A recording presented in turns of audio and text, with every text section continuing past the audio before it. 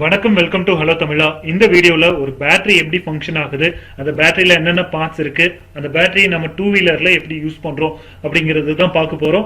முதல்ல பேட்டரியில என்னென்ன பார்ட்ஸ் இருக்குன்னு பார்த்தரலாம். பேட்டரியில எப்பயுமே 3 பார்ட்ஸ் இம்பார்ட்டன்ட். ஒன்னு வந்து எலக்ட்ரோட், பாசிட்டிவ் எலக்ட்ரோட்னு சொல்லுவோம். இன்னொன்னு நெகட்டிவ் எலக்ட்ரோட், தேர்டா பாக்குறது எலக்ட்ரோலைட். இந்த 3 சேர்ந்தது தான் ஒரு பேட்டரி. இந்த பேட்டரிக்கு பேரு வெட் செல் பேட்டரி அப்படின்னு சொல்லுவோம். இந்த பேட்டரியோட ஃபங்க்ஷன் அப்படின்னு பாத்தீங்கன்னா, பேட்டரிங்கிறது எலக்ட்ரிக்கல் எனர்ஜியை ஸ்டோர் பண்ணி வைக்கிற ஒரு டிவைஸ். நமக்கு எப்படி ஒரு ஸ்ப்ரிங் இல்ல வேற ஏதாவது மெட்டீரியல்ஸ் ஒரு எனர்ஜியை சேவ் பண்ணி வைக்குதோ, அதே மாதிரியே இந்த பேட்டரிங்கிறது எலக்ட்ரிக்கல் எனர்ஜியை வந்து சேவ் பண்ணி கொடுக்கும். நமக்கு ஸ்ப்ரிங்ல பொட்டன்ஷியல் எனர்ஜி அப்படிங்கிற மெக்கானிக்கல் எனர்ஜியை ஸ்டோர் பண்ணி வைப்போம். அந்த ஸ்டோர் பண்ணி வைக்கிற எனர்ஜியை நம்ம வேணுங்கிறப்ப எடுத்துக்கிறோம் இல்லையா, அதே மாதிரி இந்த பேட்டரியில 3 பார்ட் மூலியமா, இந்த 3 இம்பார்ட்டன்ட் பார்ட்ஸ் மூலியமா நம்மளால எலக்ட்ரிக்கல் எனர்ஜியை ஸ்டோர் பண்ணி வைக்க முடியும். அந்த மாதிரி எலக்ட்ரிக்கல் எனர்ஜியை ஸ்டோர் பண்ணி வைக்கிற இந்த டூ வீலர் பேட்டரி பாத்தீங்கன்னா 6 வோல்ட் பேட்டரியா இருக்கும், இல்ல 12 வோல்ட் பேட்டரியா இருக்கலாம். ஸோ இந்த மாதிரி பேட்டரியில வெட் செல் பேட்டரின்னு இதை பிரிப்போம். அதே ட்ரை செல் பேட்டரி நீங்க பார்த்துருக்கலாம் ஏற்கனவே, AAA பேட்டரி, AA பேட்டரின்ட்டு நம்ம வால் கிளாக்லாம் போடுவோம் இல்லையா, அதெல்லாம் ட்ரை செல் பேட்டரி. அந்த ட்ரை செல் பேட்டரியிலையும் நமக்கு இந்த மாதிரி positive electrode, negative electrode, electrolyte இந்த 3மே இருக்கும். இந்த 3மே இருந்தா மட்டும்தான் எலக்ட்ரான் ஃப்ளோ நடக்கும். எப்பயுமே நெகட்டிவ் எலக்ட்ரோட்ல இருந்து எலக்ட்ரான் ஃப்ளோ பாசிட்டிவ் எலக்ட்ரோடுக்கு போகும். அதாவது பாசிட்டிவ் எலக்ட்ரோடு அப்படின்னா கேத்தோட், நெகட்டிவ் எலக்ட்ரோடு அப்படின்னா ஆனோட்.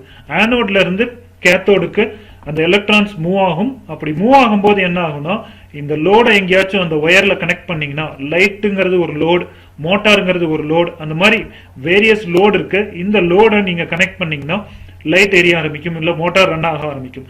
இந்த கான்செப்ட்ல தான் நம்ம டூ வீலர்ல என்ன பண்றோம், ஹெட் லைட்டா இருக்கட்டும், இல்ல டெயில் லைட்டா இருக்கட்டும், இல்ல செல்ஃப் ஸ்டார்ட்டா இருக்கட்டும், ஸ்பார்க் பிளக்கா இருக்கட்டும், ஹாரன், இந்த மாதிரி எல்லா லோடையுமே கனெக்ட் பண்ணுவோம் பேட்டரி கூட. அப்படி கனெக்ட் பண்ணும்போது அது ஆட்டோமேட்டிக்கா பேட்டரி டிஸ்சார்ஜ் ஆகும் இல்லையா. டிஸ்சார்ஜ் அப்படின்னா இந்த எலக்ட்ரான்ஸ் நெகட்டிவ் எலக்ட்ரோட்ல இருந்து பாசிட்டிவ் எலக்ட்ரோடுக்கு மூவ் ஆகுது இல்ல, அதுக்கு பேரு டிஸ்சார்ஜ்னு சொல்லுவோம். இந்த எலக்ட்ரோலைட் இருந்தா மட்டும்தான் அந்த டிஸ்சார்ஜிங் ப்ராசஸ் நடக்கும்.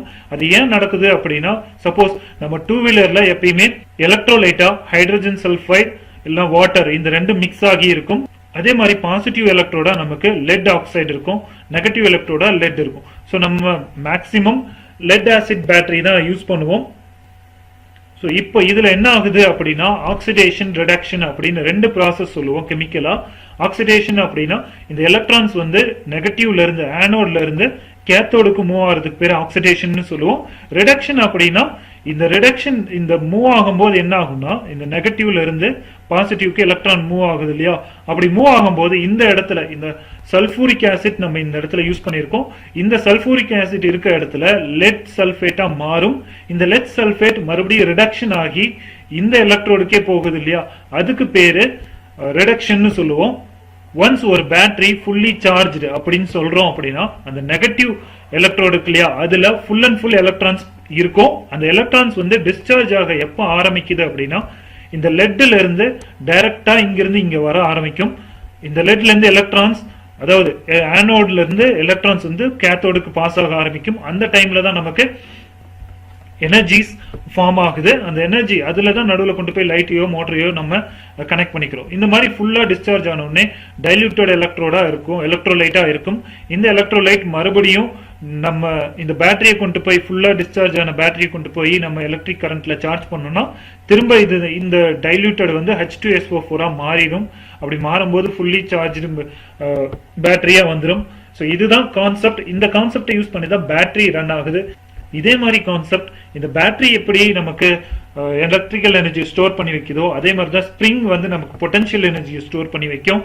அதே மாதிரி ஃப்ளை வீல், டூ வீலர்ல ஃப்ளை வீல் அப்படின்னு சொல்லுவோம். அந்த ஃப்ளை வீல என்ன பண்ணணும்னா மெக்கானிக்கல் எனர்ஜி, ரொட்டேஷனல் எனர்ஜியை ஸ்டோர் பண்ணி வைக்கும். இந்த மாதிரி நிறைய எனர்ஜிஸை ஸ்டோர் பண்ணி வைக்கக்கூடிய டிவைசஸ்லாம் நம்ம கிட்ட இருக்கு.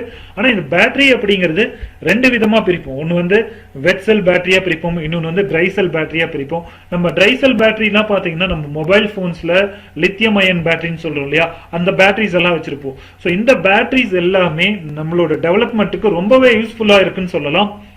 பேட்டரி பத்தி இன்னும் நிறைய தெரிஞ்சுக்கணும்னு நினைச்சீங்கன்னா தயவு செஞ்சு கூகுள்ல போயிட்டு சர்ச் பண்ணி படிங்க.